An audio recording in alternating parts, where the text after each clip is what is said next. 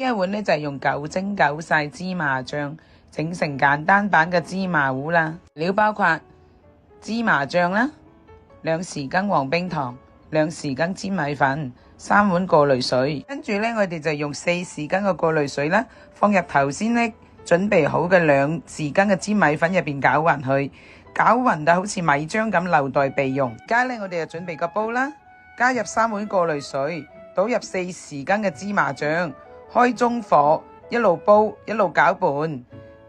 攪拌嘅過程呢，我哋倒入頭先準備好嘅2匙羹嘅黃冰糖啦，一路攪拌一路煲。你想芝麻醬水更加滑、更加勻勻啲呢，我哋可以借助一個呢打蛋器個攪拌器，咁一路攪拌一路煲，煲到呢個芝麻醬水滾起嚟，完全混合晒。最後呢，我哋就開翻細火啦，加入頭先已經準備好嘅粘米粉水，慢火煲，繼續攪拌，一直攪拌。攪拌到再次滾起嚟，咁樣嘅芝麻糊就完成咗噶啦。呢啲呢就係3碗芝麻糊嘅份量。最後呢，我哋就可以倒出嚟噶啦。呢碗簡單版又香又滑嘅芝麻糊就食得噶啦。